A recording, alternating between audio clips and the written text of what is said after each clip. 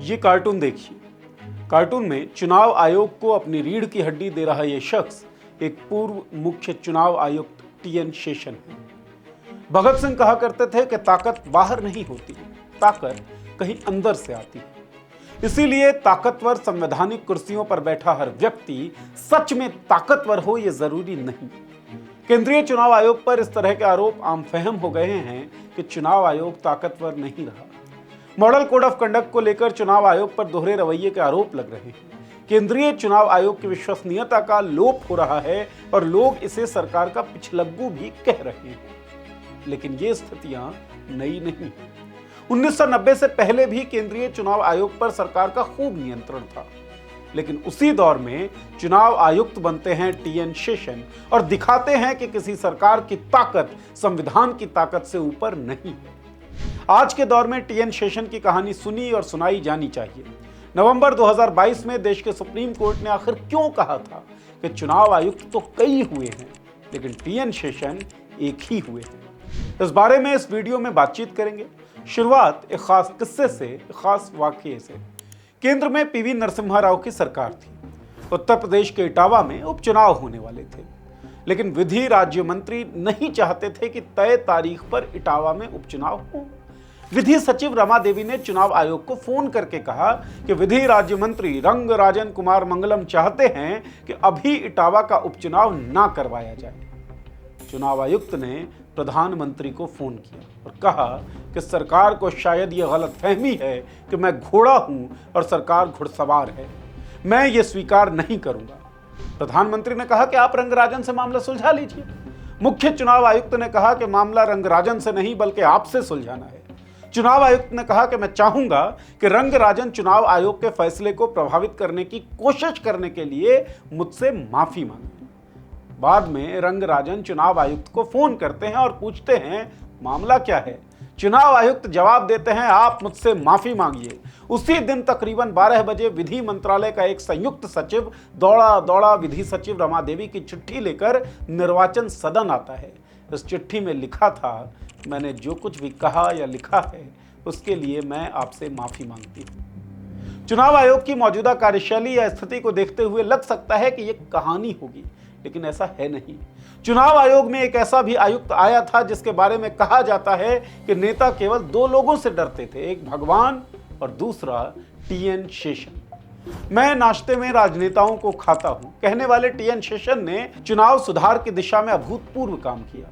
जो चुनाव आयोग सरकार का पिछलग्गू समझा जाता था या यूं कहिए समझा जाता है, को एक मजबूत संस्था के रूप में प्रसिद्धि दिलाई। टीएन शेषन 1990 से 1996 तक भारत के चुनाव आयुक्त रहे। इन्होंने अपने कार्यकाल में चुनाव प्रक्रिया में कई सुधार किए। इनके बारे में कहा जाता था कि नेता सिर्फ दो चीजों से डरते हैं, पहला ईश्वर और दूसरा शेषन। उन्होंने अपने एक इंटरव्यू में एक बहुचर्चित जुमला बोला था, आई ईट पॉलिटिशियंस फॉर ब्रेकफास्ट, यानी मैं नाश्ते में नेताओं को खाता हूं। नवंबर 2022 में देश की सुप्रीम कोर्ट ने भी कहा था कि चुनाव आयुक्त तो कई हुए हैं लेकिन टीएन शेषन एक ही हुए। शेषन का करियर सिर्फ चुनाव आयुक्त तक ही सीमित नहीं था, इससे पहले भी उनका एक लंबा करियर रहा। इस वीडियो में टीएन शेषन के बारे में तफसील से जानते हैं और समझते हैं कि कैसे शेषन ने चुनाव आयोग को वो मजबूती प्रदान की जिससे प्रधानमंत्री तक भी खौफ में रहने लगे। तिरुनिल्लई नारायण अय्यर शेषन यानी कि टीएन शेषन, इन्होंने 1954 में यूपीएससी क्लियर किया और तमिलनाडु काडर में जुड़ गए। 1962 में उन्हें पहली बड़ी जिम्मेदारी मिली और मद्रास ट्रांसपोर्ट डिपार्टमेंट का डायरेक्टर नियुक्त किया गया।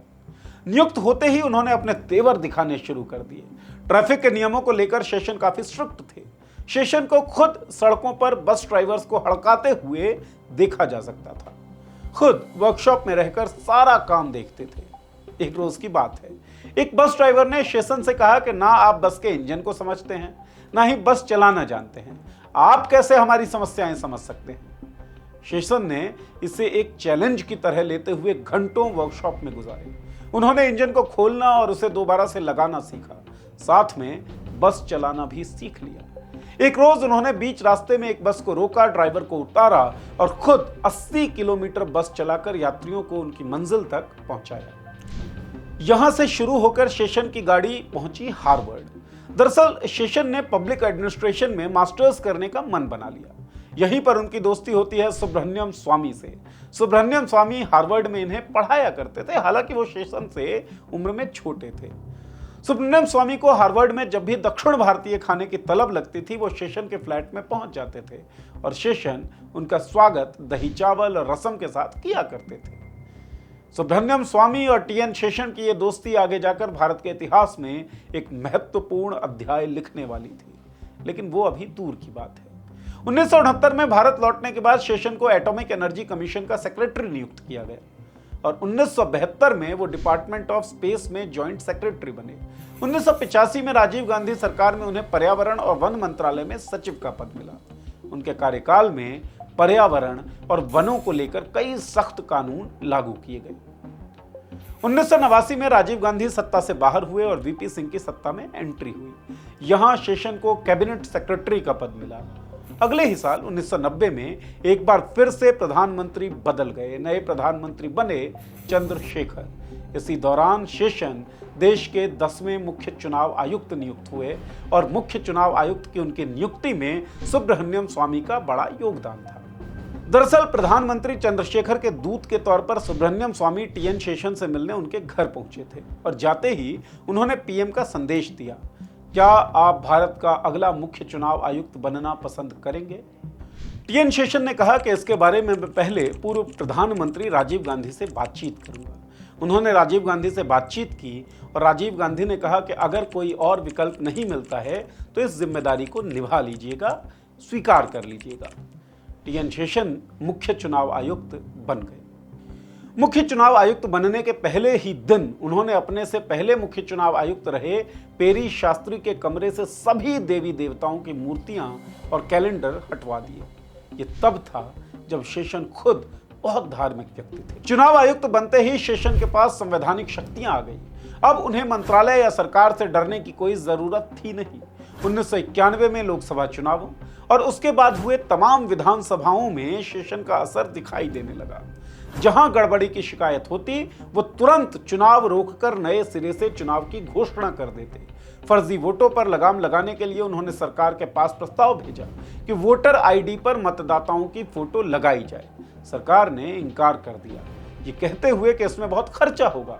शेषन मानने वाले कहां थे?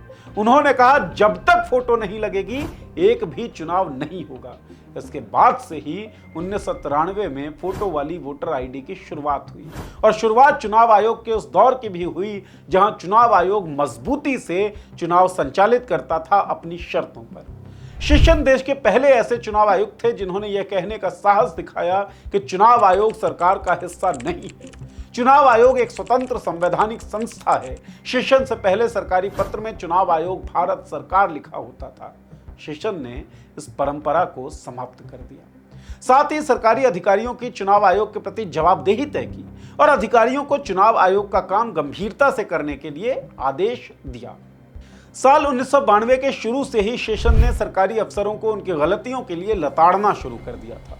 उसमें केंद्र के सचिव और राज्यों के मुख्य सचिव भी शामिल थे। एक बार शहरी विकास मंत्रालय के संयुक्त सचिव के धर्मराजन को त्रिपुरा में हो रहे चुनावों का पर्यवेक्षक बनाया गया, लेकिन वो अगरतला जाने के बजाय एक सरकारी काम पर थाईलैंड चले गए। शेषन ने तुरंत आदेश दिया, धर्मराजन जैसे अफसरों को यह गलतफहमी है कि चुनाव आयोग के अंतर्गत उनका काम एक तरह का स्वैच्छिक काम है, जिसे वो चाहे करें या ना करें।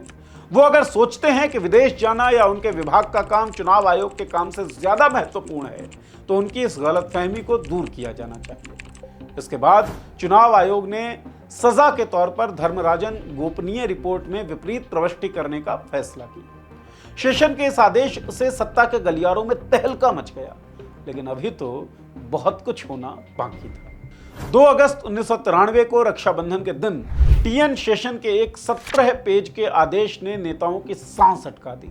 उन्होंने लिखा, देश में तब तक चुनाव नहीं होगा जब तक सरकार आयोग की शक्तियों को मान्यता नहीं देती। लेकिन तब तक राज्यसभा और लोकसभा उपचुनावों का ऐलान हो चुका था। इसके बावजूद शेषन ने पश्चिम बंगाल की राज्यसभा सीट पर चुनाव नहीं होने दिया, जिसकी वजह से केंद्रीय मंत्री प्रणब मुखर्जी को अपने पद से इस्तीफा देना पड़ा।